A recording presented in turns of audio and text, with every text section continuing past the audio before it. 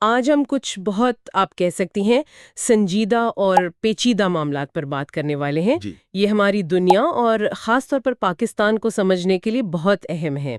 ہم جنگ، طاقت کے استعمال اور سیاسی تشدد کے درمیان جو گہرا تعلق ہے نا، ہاں اس کا جائزہ لیں گے۔ جی بالکل، یہ بہت اہم موضوعات ہیں۔ ہمارے پاس جو مواد ہے وہ ہمیں جنگ کی بدلتی ہوئی شکلوں کو سمجھنے میں مدد دے گا، دہشت گردی کی مختلف قسمیں، ان کی وجوہات اور آخر میں پاکستان میں تشدد کی سیاست کے کچھ خاص پہلو۔ تو بالکل بنیادی سوال یہ بنتا ہے کہ آخر یہ تشدد چاہے ریاست کی طرف سے ہو یا غیر ریاستی عناصر کی طرف سے سیاسی مقاصد کے لیے اتنا اہم کیوں ہو جاتا ہے؟ جی، یہ ایک بنیادی سوال ہے۔ آئیے کوشش کرتے ہیں اس گتھی کو سلجھانے کی۔ جی شروعات کرتے ہیں جنگ سازی سے۔ عام طور پر جب ہم جنگ کا سوچتے ہیں تو ذہن میں آتا ہے کہ دو ملکوں کی فوجیں آمنے سامنے ہیں۔ جی، روایتی تصور تو یہی ہے۔ لیکن آج کل تو جنگ کی شکلیں بدل رہی ہیں۔ ایک بنیادی فرق جو اکثر کیا جاتا ہے جنگ اور دہشت گردی میں، ہاں، وہ ہے عام شہریوں کو نشانہ بنانا۔ کیا یہ واقعی اتنا سادہ ہے؟ یہ ایک بہت اہم نقطہ ہے۔ روایتی طور پر تو یہی سمجھا جاتا تھا کہ فوجیں آپس میں لڑتی ہیں دشمن فوجیوں سے، اچھا اور کوشش کرتی ہیں کہ عام شہریوں کو نقصان نہ پہنچے۔ جی، لیکن دہشت گرد گروہ وہ اکثر جان بوجھ کر عام شہریوں کو نشانہ بناتے ہیں، تاکہ خوف پھیلے۔ بالکل، تاکہ خوف پھیلے، ان کی بات سنی جائے۔ لیکن جیسا کہ ہم آگے دیکھیں گے، جدید جنگوں میں یہ فرق وہ تھوڑا دھندلا رہا ہے۔ اچھا، یہیں پر ایک دلچسپ نظریہ آتا ہے ریاستوں کے بننے کے حوالے سے۔ ایک مشہور سماجی سائنسدان ہیں چارلس ٹلی، انہوں نے کہا تھا کہ ریاستیں دو طرح کے ماحول میں بنی۔ یہ کیا ماجرا ہے؟ جی، ٹلی کا نظریہ واقعی بہت دلچسپ ہے۔ انہوں نے کہا کہ یورپ میں ریاستیں دو بنیادی طریقوں سے ابھریں۔ کچھ علاقوں میں جہاں تجارت اور پیسہ زیادہ تھا، یعنی کیپٹل یا سرمایہ کا زور تھا، اچھا، وہاں امیر تاجروں اور بینکروں نے ریاست کو آپ کہہ لیں چلانے اور منظم کرنے میں اہم کردار ادا کیا، ٹھیک، یعنی طاقت کا زور۔ جی، وہاں جنگجو سرداروں نے طاقت کے بلبوتے پر حکومتیں قائم کی اور انہیں پھیلایا۔ یعنی کچھ ریاستیں پیسے کے زور پر بنی اور کچھ تلوار کے زور پر۔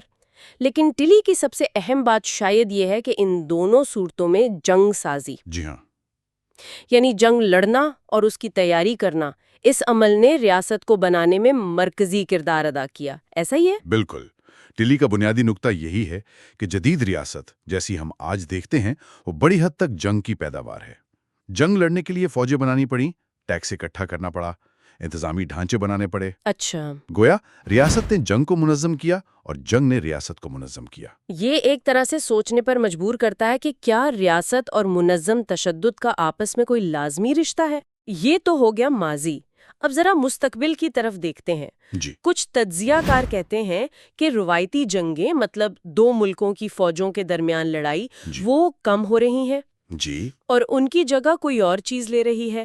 کیا یہ سچ ہے؟ جی، یہ مشاہدہ کافی عرصے سے کیا جا رہا ہے۔ جیسے کریگن اور ہارٹ نے بھی اس پر لکھا تھا۔ ایسا لگتا ہے کہ بڑی طاقتوں کے درمیان براہ راست جنگ کا خطرہ کم ہوا ہے۔ اس کی وجوہات کیا ہے؟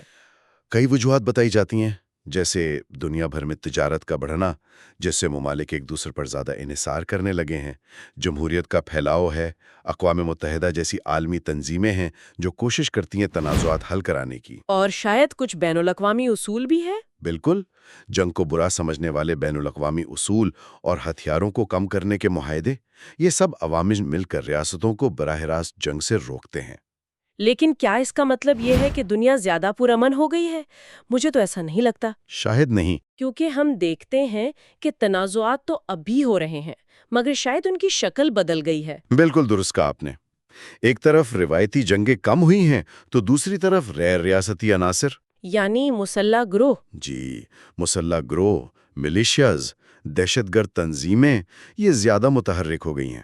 خاص طور پر کمزور ریاستیں، جہاں حکومت کا کنٹرول کمزور ہے، یا جہاں باہر سے امداد کم ہو جاتی ہے، یا جہاں ہتھیار آسانی سے دستیاب ہوں۔ وہاں ایسے گروہوں کو پھلنے پھولنے کا موقع ملتا ہے۔ جی ہاں، بالکل۔ اور یہیں پر شاید وہ سیموئل ہنٹنگٹن کا مشہور نظریہ بھی یاد آتا ہے، تہذیبوں کا ٹکراؤ والا، ہاں، بالکل۔ جس میں انہوں نے کہا تھا کہ مستقبل کی بڑی لڑائیاں ملکوں کے بجائے تہذیبوں کے درمیان ہوں گی، وسائل اور شناخت پر۔ جی، ہنٹنگٹن نے یہی پیشگوئی کی تھی کہ نظریاتی جنگ کے خاتمے کے بعد دنیا میں تنازعات کی بنیادی وجہ ثقافتی اور تہذیبی اختلافات ہوں گے۔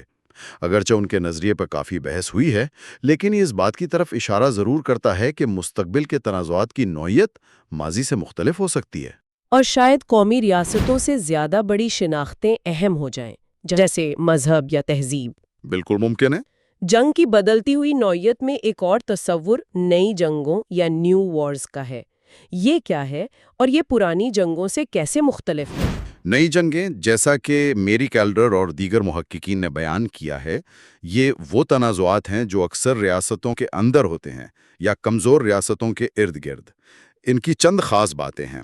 اول، ان میں لڑنے والے اکثر فوجی اور غیر فوجی عناصر کا آپ کہہ لیں ایک مرکب ہوتے ہیں۔ یعنی فوج، ملیشیا، کرائے کے فوجی، جرائم پیشہ گروہ سب شامل ہو سکتے ہیں؟ جی ہاں، بالکل۔ دوم، ان کا مقصد اکثر علاقوں پر قبضہ کرنے کے بجائے آبادیوں کو کنٹرول کرنا یا انہیں وہاں سے بھگانا ہوتا ہے۔ اور یہ نسلی یا فرقہ وارانہ بنیادوں پر ہو سکتا ہے؟ اکثر ایسا ہی ہوتا ہے۔ اور سب سے تشویشناک بات شاید یہ ہے کہ ان نئی جنگوں میں عام شہریوں کو جان بوجھ کر نشانہ بنایا جاتا ہے۔ جی ہاں، یہ ان کا ایک بہت ہی تاریک پہلو ہے۔ اعداد و شمار بتاتے ہیں کہ پچھلی صدی کے آخر اور اس صدی کے شروع کی جنگوں میں جو ہلاکتیں ہوئی ہیں، ان میں شہریوں کا تناسب بہت بڑھ گیا ہے۔ اوہ خدایا! ان جنگوں میں منظم طریقے سے جنسی تشدد، خاص طور پر خواتین کی عصمت دری کو بطور ہتھیار استعمال کیا جاتا ہے۔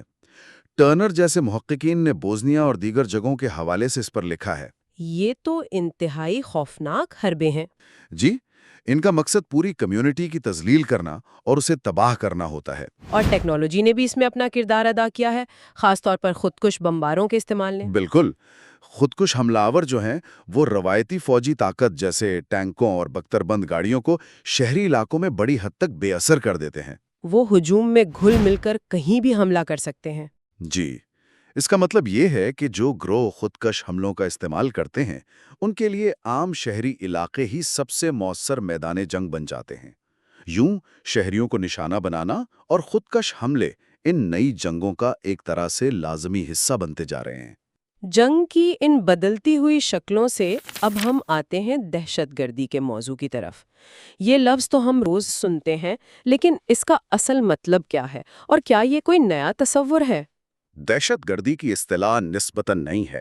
یہ ایک فرانسیسی انقلاب کے دور دہشت یعنی رین آف ٹیرر سے نکلی ہے، جب انقلابی حکومت نے اپنے مخالفین کو دبانے کے لیے بڑے پیمانے پر تشدد اور سزائے موت کا استعمال کیا۔ ہزاروں لوگوں کو گلوٹین کیا گیا۔ لیکن سیاسی مقاصد کے لیے خوف پھیلانے کا حربہ تو شاید بہت پرانا ہے۔ جی ہاں، وہ تو بہت پرانا ہے۔ امریکی محکمہ خارجہ کی ایک تاریخ جو اکثر استعمال ہوتی ہے، وہ کیا کہتی ہے؟ ان کی 2006 کی تعریف کے مطابق دہشت گردی سیاسی طور پر حوصلہ افزائی والا پہلے سے سوچا سمجھا تشدد ہے، جو غیر جنگی اہداف یعنی نان کمبیٹنٹ ٹارگٹس کے خلاف ذیلی قومی گروہوں یعنی سب نیشنل گروپس یا خفیہ ایجنٹس کی طرف سے کیا جاتا ہے۔ اور اس کا مقصد عام طور پر کسی بڑے حلقے یعنی آڈینس کو متاثر کرنا ہوتا ہے۔ اس تعریف میں چند باتیں اہم ہیں۔ ایک تو یہ کہ سیاسی مقاصد کے لیے ہوتا ہے۔ جی۔ دوسرا، غیر جنگی اہداف کے خلاف یعنی عام شہری یا وہ فوجی جو حالت جنگ میں نہ ہوں۔ بالکل۔ اور تیسرا، مقصد صرف براہ راست متاثرین کو نقصان پہنچانا نہیں، بلکہ اس سے کہیں بڑے گروہ کو خوفزدہ کرنا یا ان پر اثر انداز ہونا ہے۔ جی ہاں، یہی اس کی خاصیت ہے۔ دہشت گردی کی بھی کئی قسمیں بتائی جاتی ہیں، کیا آپ ان پر کچھ روشنی ڈالیں گے؟ جی، بنیادی طور پر 3 بڑی قسمیں بیان کی جاتی ہیں۔ پہلی ہے ریاستی دہشت گردی یعنی اسٹیٹ ٹیررزم۔ جی کیا ہوتی؟ جی، یہ تب ہوتی ہے جب ریاست خود اپنی ہی عوام کے خلاف منظم تشدد اور خوف کا استعمال کرتی ہے تاکہ انہیں دبایا جا سکے؟ جی، یا ان کی طرف سے اٹھنے والی تبدیلی کی آوازوں کو خاموش کیا جا سکے۔ مثال کے طور پر ماضی میں لاطینی امریکہ کی کئی فوجی آمیریتیں یا میانمار میں 2007 میں فوجی حکومت کا مظاہرین پر کریک ڈاؤن۔ ٹھیک ہے۔ دوسری قسم ہے ریاستی سرپرستی والی دہشت گردی یا اسٹیٹ سپانسرڈ ٹیررزم۔ اس میں ایک ملک دوسرے ملک میں سرگرم دہشت گرد گروہوں کی مدد کرتا ہے۔ مدد کس طرح کی؟ انہیں پیسہ، ہتھیار، تربیت یا محفوظ پناہ گاہیں فراہم کرتا ہے تاکہ وہ اس کے دشمن ملک کو کمزور کریں یا اس کے سیاسی مقاصد پورے ہوں۔ یہ الزام تو اکثر ممالک ایک دوسرے پر لگاتے ہیں۔ جی ہاں، بالکل۔ جیسے ماضی میں امریکہ نے کیوبا، ایران، سوڈان اور شام پر یہ لیبل لگایا تھا۔ اور تیسری قسم جو شاید آج کل سب سے زیادہ نظر آتی ہے وہ ہے ذیلی ریاستی دہشت گردی یا سب اسٹیٹ ٹیررزم۔ اچھا۔ اس میں ریاست کے اندر یا باہر موجود غیر ریاستی گروہ جیسے نظریاتی، مذہبی یا علیحدگی پسند تنظیمیں وہ ریاست کی طاقت کو چیلنج کرنے یا اپنے مقاصد حاصل کرنے کے لیے تشدد کا استعمال کرتی ہیں۔ جیسے القاعدہ یا داعش؟ جی، القاعدہ، داعش یا مختلف ممالک میں فعال علیحدگی پسند گروہ اس کی مثالیں ہیں۔ اس سے یہ سوال پیدا ہوتا ہے کہ یہ ذیلی ریاستی گروہ کیوں اور کیسے وجود میں آتے ہیں اور یہ تشدد کا راستہ کیوں اپناتے ہیں؟ یہ ایک بہت ہی آپ کہہ لیں پیچیدہ سوال ہے۔ اس کا کوئی ایک آسان جواب نہیں ہے۔ محققین جیسے ڈیلا پورٹا اس مسئلے کو سمجھنے کے لیے مختلف سطحوں پر تجزیہ کرنے کا مشورہ دیتے ہیں۔ کون سی سطحیں؟ ایک ہے مائکرو سطح، یعنی انفرادی سطح پر دیکھنا کہ کون سے لوگ ان گروہوں میں شامل ہوتے ہیں، ان کی ذاتی خصوصیات، محرکات، نفسیات کیا ہوتی ہیں۔ ٹھیک ہے۔ دوسری ہے میزو سطح، یعنی گروہ کی سطح پر دیکھنا، یہ تنظیمیں کیسے کام کرتی ہیں، لوگوں کو کیسے بھرتی کرتی ہیں، ان کا نظریہ کیا ہے، ان کے اندرونی تعلقات کیسے ہیں۔ اور تیسری؟ سماجی، سیاسی اور معاشی حالات کا جائزہ لینا جو ایسے گروہوں کے بننے اور تشدد کے پھلنے پھولنے کے لیے آپ کہہ لیں سازگار ماحول پیدا کرتے ہیں۔ جیسے غربت، ناانصافی، سیاسی جبر؟ جی ہاں، یہ سب عوامل، بیرونی مداخلت بھی اس میں شامل ہو سکتے ہیں۔ دہشت گردی کی ایک اور تقسیم بھی کی جاتی ہے، گھریلو اور بین الاقوامی۔ اس میں کیا فرق ہے؟ یہ نسبتاً سادہ تقسیم ہے۔ اگر کسی دہشت گردانہ کارروائی کے تمام کردار یعنی حملہ آور، متاثرین اور وہ جگہ جہاں حملہ ہوا ایک ہی ملک سے تعلق رکھتے ہوں تو وہ گھریلو دہشت گردی ہے؟ جی، اسے گھریلو دہشت گردی یا ڈومیسٹک ٹیررزم کہتے ہیں۔ لیکن اگر اس میں دو یا زیادہ ممالک کے شہری، علاقے یا مفادات ملوث ہوں تو وہ بین الاقوامی دہشت گردی یا انٹرنیشنل ٹیررزم کہلاتی ہے۔ جیسے 9/11 کے حملے؟ جی، وہ بین الاقوامی دہشت گردی کی واضح مثال تھے۔ ہم نے جنگ اور دہشت گردی کی بات کی، اب ذرا سیاست اور تشدد کے بنیادی تعلق کو سمجھتے ہیں۔ کیا سیاست بغیر طاقت کے ممکن ہے؟ اور کیا طاقت بغیر تشدد کے استعمال یا اس کے خطرے کے قائم رہ سکتی ہے؟ یہ ایک بنیادی سوال ہے جس پر صدیوں سے بحث ہو رہی ہے۔ طاقت یعنی پاور تو بلا شبہ ہر قسم کی حکومت کی بنیاد ہے۔ طاقت کا مطلب ہے دوسروں سے اپنی مرضی منوانے کی صلاحیت۔ لیکن تشدد یعنی وائلنس بذات خود طاقت نہیں ہے، بلکہ یہ طاقت کو حاصل کرنے، اسے برقرار رکھنے یا اسے ظاہر کرنے کا ایک ذریعہ ہے، ایک آلہ، ایک انسٹرومنٹ ہے۔ تو پھر طاقت اور تشدد میں بنیادی فرق کیا ہوا؟ فرق ہے جواز کا، لیجیٹمیسی کا اور مقصد کا۔ طاقت کو قائم رہنے کے لیے عام طور پر کسی نہ کسی جواز کی ضرورت ہوتی ہے، چاہے وہ قانون کی شکل میں ہو، روایت کی، مذہب کی یا عوام کی رضامندی کی۔ لوگ کسی اختیار کو اس لیے مانتے ہیں کہ وہ اسے درست یا جائز سمجھتے ہیں۔ جی، تشدد اگر بغیر کسی سمجھے جانے والے جواز کے استعمال کیا جائے تو وہ محض ظلم بن جاتا ہے اور اکثر دیرپا ہوتا نہیں۔ سیاست دراصل اسی طاقت کو حاصل کرنے، اسے بانٹنے اور اس کی تقسیم پر اثر انداز ہونے کی جدوجہد کا نام ہے۔ یعنی طاقت کا کھیل آپ کہہ سکتے ہیں۔ تاریخی طور پر جیسا کہ ماخذ میں اشارہ کیا گیا ہے، سیاسی ادارے خاص طور پر ریاست اکثر مردوں کے کنٹرول میں رہے ہیں اور اس غلبے کو برقرار رکھنے کے لیے تشدد یا اس کے خطرے کا استعمال عام رہا ہے۔ تو کسی بھی ریاست یا نظام کے قائم رہنے کے لیے عوام کی اطاعت ضروری ہے؟ جی ہاں، ضروری ہے کہ عوام یعنی محکوم حکمرانوں کے اختیار کو تسلیم کریں اور ان کی اطاعت کریں۔ یہ اطاعت کبھی رضامندی سے ہوتی ہے، کبھی مجبوری سے اور کبھی تشدد کے خوف سے۔ اگر ہم اس ساری بحث کو سمیٹیں تو لگتا ہے کہ سیاست، طاقت اور تشدد یہ ایک پیچیدہ تکون ہے۔ طاقت سیاست کا محور ہے اور تشدد اس طاقت کے کھیل کا ایک اہم اگرچہ ہمیشہ نظر نہ آنے والا حصہ ہے۔ بالکل۔ اب اس پس منظر کے ساتھ آئیے پاکستان کی صورتحال کا جائزہ لیتے ہیں۔ پاکستان میں سیاسی تشدد کوئی نئی بات نہیں ہے، یہ ایک طویل عرصے سے موجود ہے، لیکن کیا ہم واقعی سمجھتے ہیں کہ یہ مسئلہ کتنا بڑا ہے، اس کی شکلیں کیا ہیں، اور یہ ملک کے مختلف حصوں کو کیسے متاثر کر رہا ہے؟ بدقسمتی سے، جیسا کہ آپ کے فراہم کردہ مواد میں بھی ذکر ہے، پاکستان میں تشدد کی سیاست پر منظم اور جامع تحقیق کی کمی ہے۔ یعنی ڈیٹا کی کمی ہے؟ جی، ہمارے پاس اکثر قابل بھروسہ تفصیلی اعداد و شمار نہیں ہوتے کہ کس قسم کا تشدد کہاں، کب اور کیوں ہو رہا ہے۔ فیصلہ سازوں کے پاس ٹھوس شواہد کی کمی ہوتی ہے۔ اور اس ڈیٹا کی کمی کے نتائج کیا ہو سکتے ہیں؟ اس کے کئی منفی نتائج ہیں۔ پہلا تو یہ کہ ہم درست طور پر اندازہ نہیں لگا سکتے کہ سیاسی تشدد کی پاکستان کو کتنی بھاری قیمت ادا کرنی پڑ رہی ہے، معاشی، سماجی، انسانی قیمت۔ صحیح۔ دوسرا، جب ہمیں مسئلے کی گہرائی اور وسعت کا ہی ٹھیک سے علم نہ ہو تو اس سے نمٹنے کے لیے مؤثر پالیسیاں بنانا بہت مشکل ہو جاتا ہے۔ ہم یہ بھی نہیں سمجھ پاتے کہ تشدد ملک کے مجموعی سیاسی اور معاشی ترقی کی راہ میں کتنی بڑی رکاوٹ ہے۔ مواد میں پاکستان میں تشدد کے حوالے سے کچھ پیٹرن یا رجحانات کا ذکر کیا گیا ہے، کیا آپ ان کی وضاحت کریں گے؟ جی، وہاں 4 اہم نکات کی طرف اشارہ کیا گیا ہے، اگرچہ یہ تسلیم کیا گیا ہے کہ ان پر مزید گہرائی میں تحقیق کی ضرورت ہے۔ پہلا نکتہ مدرسوں کے پھیلاؤ سے متعلق ہے۔ کہا گیا ہے کہ مدرسے تو پاکستان میں پہلے سے موجود تھے۔ جی، اور ان علاقوں میں بھی کافی تعداد میں ہیں جہاں تشدد میں کوئی خاص اضافہ نہیں ہوا۔ اچھا۔ تو اس لیے صرف مدرسوں کی تعداد بڑھنے کو براہ راست تشدد میں اضافے کی وجہ قرار دینا، یہ شاید مسئلے کو بہت سادہ بنا کر پیش کرنا ہوگا۔ ٹھیک ہے۔ دوسرا نکتہ افغانستان میں امریکی مداخلت کا ہے۔ جی، 2001 میں افغانستان پر امریکی حملے اور اس کے بعد وہاں جاری رہنے والی طویل جنگ نے پورے خطے، خاص طور پر پاکستان پر گہرے اثرات ڈالے۔ اگرچہ یہ جنگ 2005 کے بعد زیادہ شدید ہوئی، لیکن اس نے سرحد پار عسکریت پسندی، پناہ گزینوں کی آمد اور ہتھیاروں کے پھیلاؤ کو ہوا دی، جس سے پاکستان میں بھی تشدد کے واقعات میں اضافہ ہوا۔ جی ہاں، بالکل۔ یہ ہمیں دکھاتا ہے کہ کس طرح بین الاقوامی واقعات اندرونی سلامتی پر اثر انداز ہو سکتے ہیں۔ یہ وہ میکرو سطح کا عنصر ہے جس کی ہم نے پہلے بات کی تھی۔ صحیح۔ تیسرا اہم واقعہ لال مسجد آپریشن کا بتایا گیا ہے۔ جی، 2007 میں اسلام آباد میں لال مسجد کا محاصرہ اور اس کے بعد ہونے والا فوجی آپریشن، اسے ایک اہم موڑ قرار دیا جاتا ہے۔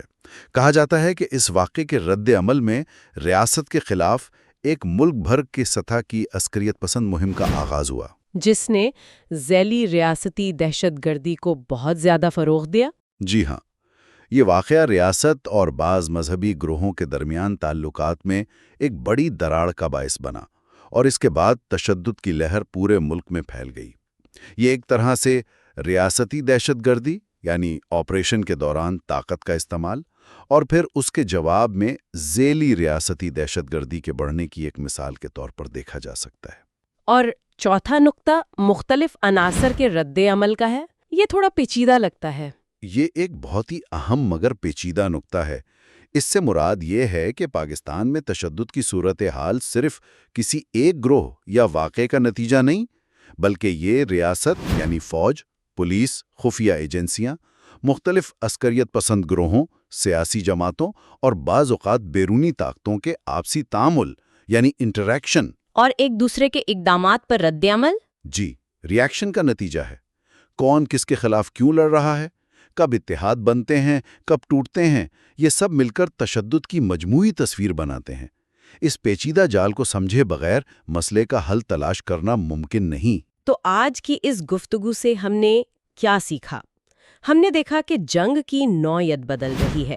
روایتی جنگوں کی جگہ نئی جنگیں لے رہی ہیں جن میں عام شہری زیادہ نشانہ بن رہے ہیں۔ جی، ہم نے دہشت گردی کی مختلف اقسام، ریاستی سرپرستی والی اور ذیلی ریاستی کو سمجھا اور جانا کہ اس کی وجوہات کتنی پیچیدہ ہیں، انفرادی، گروہی اور سماجی سطح پر۔ بالکل۔ ہم نے یہ بھی دیکھا کہ طاقت اور تشدد کا سیاست سے گہرا تعلق ہے، اور طاقت کو قائم رکھنے کے لیے اکثر تشدد یا اس کے خطرے کا سہارا لیا جاتا ہے۔ صحیح۔ اور آخر میں ہم نے پاکستان کے تناظر میں دیکھا کہ اگرچہ تشدد ایک بڑا مسئلہ ہے، لیکن اس کی گہرائی، وسعت اور وجوہات کو سمجھنے کے لیے ہمارے پاس منظم ڈیٹا اور تحقیق کی کمی ہے، جو مؤثر پالیسی سازی میں ایک بڑی رکاوٹ ہے۔ جی ہاں، یہ ایک بڑا چیلنج ہے۔ جو چند رجحانات نظر آتے ہیں وہ اندرونی عوامل کے ساتھ ساتھ علاقائی اور عالمی واقعات کے پیچیدہ اثرات کی نشاندہی کرتے ہیں۔